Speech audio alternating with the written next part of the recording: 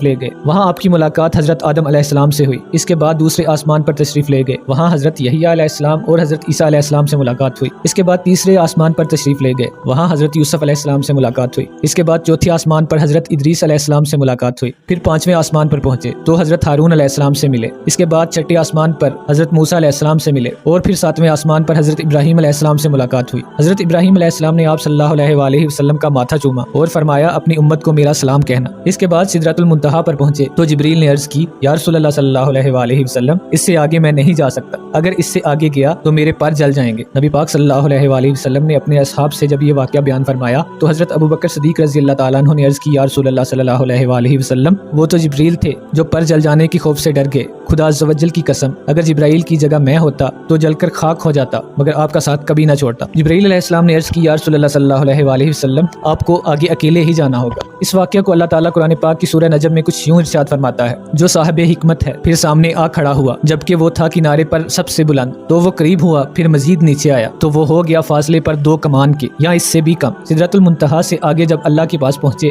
اس سے پہلے رسول اللہ صلی اللہ علیہ وآلہ وسلم نے حضرت جبرائیل علیہ السلام کے ساتھ کچھ مناظر دیکھے جن میں جنت کی نعمتیں اور دوزخ کے عذاب شامل ہیں۔ آپ صلی اللہ علیہ وآلہ وسلم نے دیکھا ایک شخص لیٹا ہوا ہے اور ایک فرشتہ ایک پتھر اٹھا کر اس کے سر پر مارتا ہے تو اس کا سر کیما ہو جاتا ہے۔ اس کے بعد فرشتہ پتھر اٹھانے کے لیے جاتا ہے، اتنے میں سر دوبارہ ٹھیک ہو جاتا ہے اور یہ عمل مسلسل چلتا رہتا ہے۔ آپ صلی اللہ علیہ وآلہ وسلم نے پوچھا یہ کون ہے؟ حضرت جبرائیل نے عرض کی یا رسول اللہ صلی اللہ علیہ وآلہ وسلم یہ وہ شخص ہے جو عشاء کی نماز پڑھے بغیر سو جایا کرتا تھا۔ ایک اور جگہ دیکھا کہ مرد اور عورتیں ننگے بدن الٹے لٹکے ہوئے ہیں اور آگ میں جل رہے ہیں۔ آپ صلی اللہ علیہ وآلہ وسلم نے پوچھا یہ کون ہے؟ تو حضرت جبرائیل نے عرض کی یہ وہ ہیں جو روزہ چھوڑ دیتے تھے۔ اس کے بعد آپ صلی اللہ علیہ وآلہ وسلم نے ایک بہت بڑا تندور دیکھا، اس میں ننگے مرد اور ننگی عورتیں تھیں جو آگ میں جل رہے تھے۔ آپ نے پوچھا یہ کون ہے؟ حضرت جبرائیل نے عرض کی یا رسول اللہ صلی اللہ علیہ وآلہ وسلم یہ زانی مرد اور زانی عورتیں ہیں۔ ایک اور جگہ ایک ایسے شخص کو دیکھا کہ جن کے جبڑے آگ کی کینچیوں سے کاٹے جا رہے تھے۔ آپ نے پوچھا یہ کون ہے؟ تو حضرت جبرائیل علیہ السلام نے عرض کیا یہ وہ لوگ ہیں جو زمین میں فساد پھیلاتے تھے۔ ایک اور جگہ دیکھا کہ ایک شخص ایک مردہ شخص کا گوشت کھا رہا تھا۔ آپ نے پوچھا یہ کون ہے؟ کہا یہ غیبت کرنے والے ہیں۔ ایک اور جگہ دیکھا کہ ایک شخص آگ کے انگارے کھا رہا ہے اور چیخے مار رہا ہے۔ آپ نے پوچھا یہ کون ہے؟